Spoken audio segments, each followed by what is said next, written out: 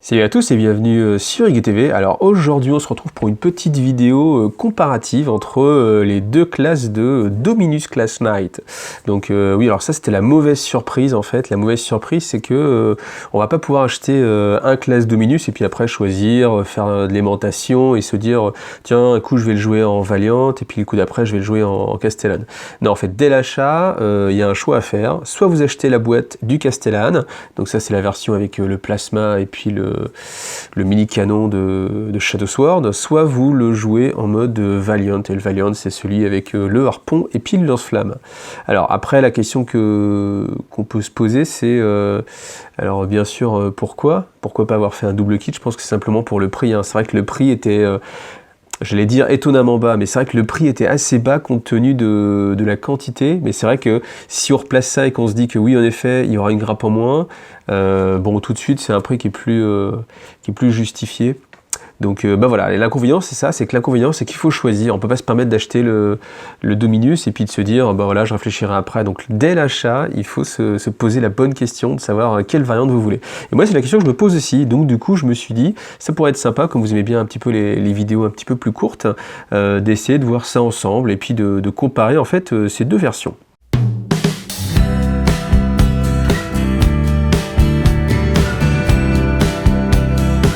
Alors, comment on va faire pour choisir? Première version, vous le choisissez au look. Vous dites, tiens, je préfère ce look-là. Donc ça, c'est la version la plus simple, hein. Vous regardez simplement les boîtes. Et puis la version qui vous semble la plus jolie, simplement vous la jouez. Donc ça, c'est... là, vous êtes tranquille, pas besoin de vous prendre la tête.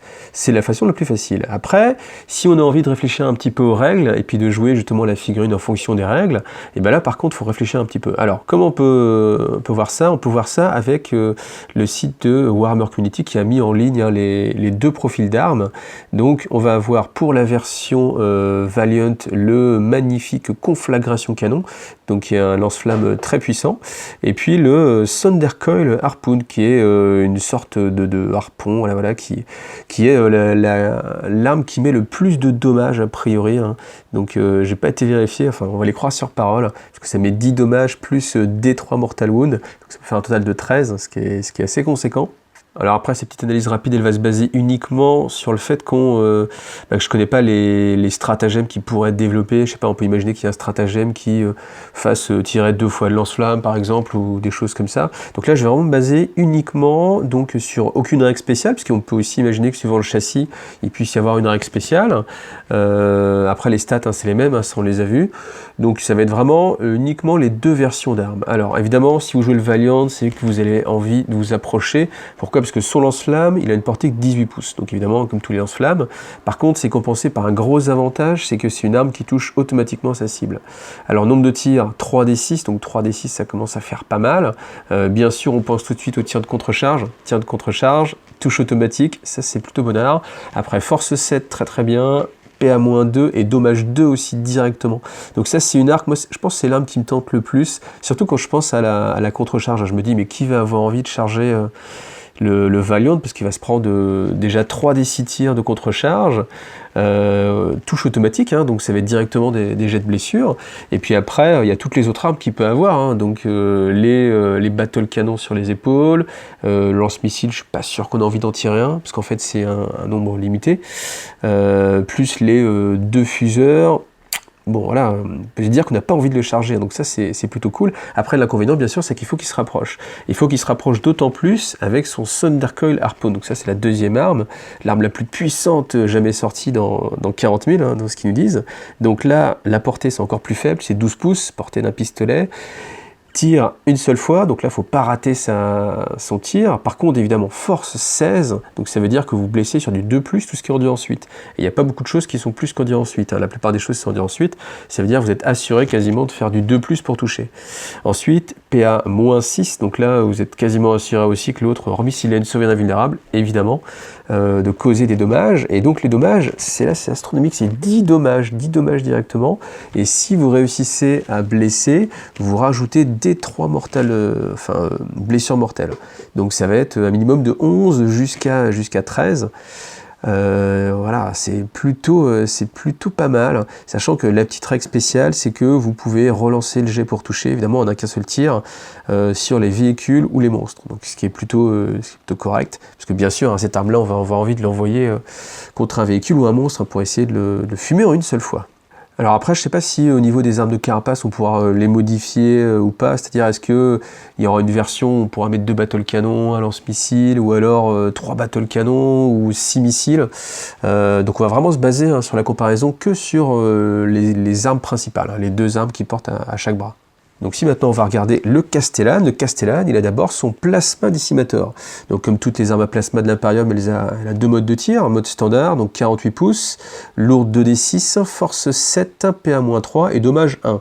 Donc dommage 1, ça fait pas rêver, lourde 2d6 c'est pas mal, ça fait une moyenne de 7 tirs, par contre il faut qu'il touche, donc comme le chevalier va toucher que sur du 3+, a priori, hein, si on met de côté, hein, toutes les relances éventuelles qu'il pourrait y avoir avec les stratagèmes ou ce genre de choses, donc ça fait 7 tirs qui touchent au du 3+, force 7, bon c'est pas mal, PA-3 c'est bien. Par contre qu'un seul dommage, bon là c'est vraiment contre l'infanterie, après c'est quand même une grosse arme contre l'infanterie, voilà, on va regarder le mode surchargé, là c'est un petit peu mieux parce que c'est force 8, donc ça peut faire passer un seuil déjà, c'est-à-dire que sur endurance 4 vous blessez sur un 2+, là tout de suite c'est plus intéressant. PA change pas, PA-3, et puis par contre on met 2 dommages directement, donc c'est pas mal si vous voulez dégommer du Primaris ou du Tyrannide, enfin toutes les bébêtes qui vont avoir plusieurs points de vie. Et puis après, par contre, évidemment la surcharge, pour chaque 1 que vous faites pour toucher, vous prenez un Mortal Wound, donc une blessure mortelle. Bon, ça peut attaquer un petit peu la coque, après vous avez 28 points de vie, avant d'être blessé et de changer de ligne de stats, il faut passer 14 blessures. Bon, sur les 7 qu'on fait, on peut espérer, surtout s'il y a moyen d'avoir des petites relances à côté avec des unités du Mechanicus ou je ne sais quoi. Voilà, ça peut être intéressant. Après, c'est pas une arme qui fait rêver non plus. J'ai envie de dire, on a une ligne de Primaris avec Plasma, ça peut faire la même chose. En termes de prix et de puissance de feu, je pense qu'une ligne de Hellblaster, on n'est pas loin de la même chose. Donc c'est pas l'arme moi qui me fait rêver le plus, ça vous l'avez compris. Alors après, par contre, il y a la Volcano Lens. Donc là, 80 pouces de portée, lourde D6, force 14, PA-5 et dommage 3D3. Après, la petite spécificité, c'est que vous pouvez relancer les jets de blessures ratées, mais que contre les unités titaniques. Sachant qu'avec force 14, souvent les unités titaniques, ça va être endurance 8, donc vous blessez que sur un 3+. Bon, c'est pas mal d'avoir justement cette petite relance. Après, il y a des véhicules aussi, hein, qui ont endurance 8, donc là par contre on va pas gagner cette relance, voilà. Alors après ce qui est intéressant quand même c'est le nombre de dommages qu'il va mettre, il va mettre 3d3 dommages, donc en moyenne ça va vous faire à peu près 6 dommages, ce qui est pas mal, surtout que vous faites des 6 tirs, donc si vous avez de la chance, là par contre ça peut être carrément sympa, parce que par rapport à... Bah déjà l'avantage évidemment c'est la portée, hein, ça on le voit tout de suite, c'est-à-dire que dès le premier tour vous êtes sûr, à 80 pouces vous allez pouvoir toucher votre cible.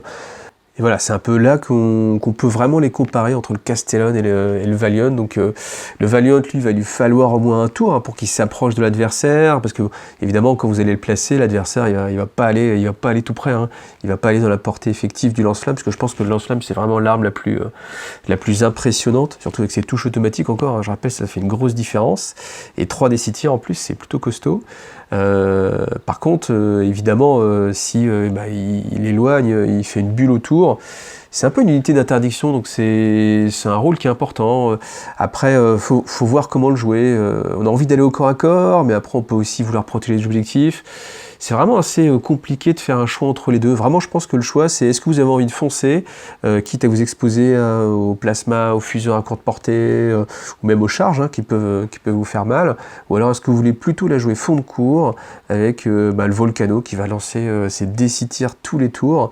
Après, je crois que dans les rumeurs, il y a le décor, hein, du Mechanicus qui va vous permettre justement de toujours considérer que vous faites la valeur maximum pour les armes qui ont des tirs aléatoires. Donc voilà, ça faut le prendre en considération aussi, ça peut être intéressant.